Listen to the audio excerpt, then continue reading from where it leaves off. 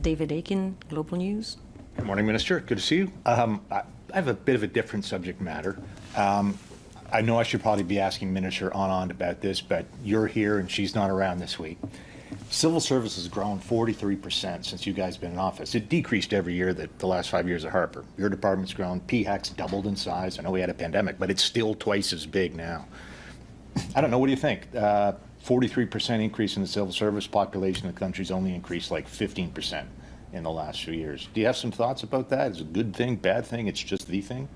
Sure. Well, I'll speak about it from a health perspective, if I could, David. So from a health perspective, and let's talk about the Public Health Agency, you're absolutely right. We had a pandemic, and we're scaling down after the pandemic. But we're, with respect to pandemic preparedness, and again, this is another issue that Secretary Becerra and I spoke about, there needs to be continued vigilance. And there's a recognition that to ensure that we don't have the same kind of impacts that we saw during COVID, that the Public Health Agency has to be resourced appropriately.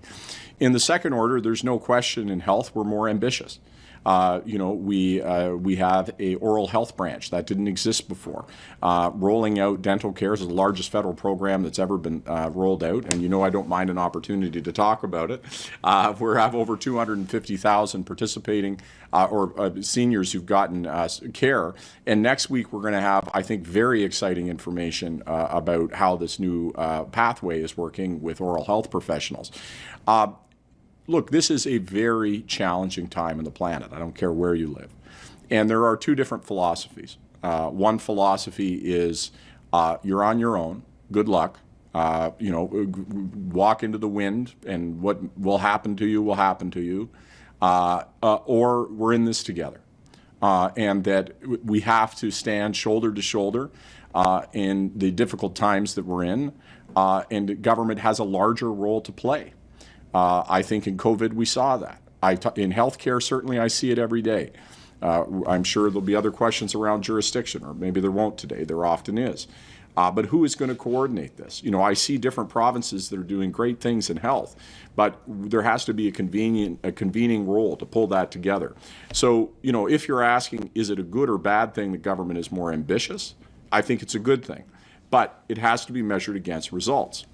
So you have to be able to see that the investments we're making are making a material difference in the lives of Canadians. So I think I'm well placed to speak about the difference we're making in health. And then I would leave it to you to Minister Anand for a broader question outside of health. I could give you a reflection on that, but I think they would be better placed to other ministers. Okay, good enough. And you mentioned coordination. So now let's go to think about Halifax, the Premier's meeting.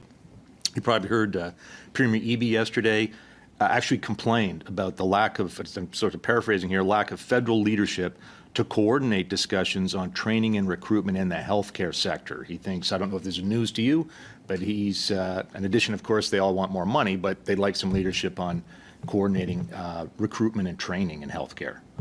That's fantastic, and I'm all here for it. Look, I think we've had a lot of conversations. I want to say Adrian Dix and I have worked very closely on this and all issues.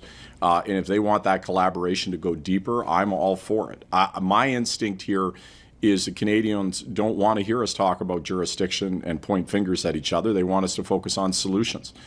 We've made huge headway when it comes to foreign credential recognition, on recruitment, on health workforce. You take a look at with the College of Physicians and Surgeons taking what was months and months and months, getting that down to less than 90 days. You look in Charlottetown, the commitment we made together on a 90-day service standard for recognition of foreign credentials, again, processes that took months and months and months. We just met as health ministers about 2 months ago where this was a topic of discussion. Anytime health provinces are saying they want to work more closely with us, I think that's fantastic news, and I'm all for it.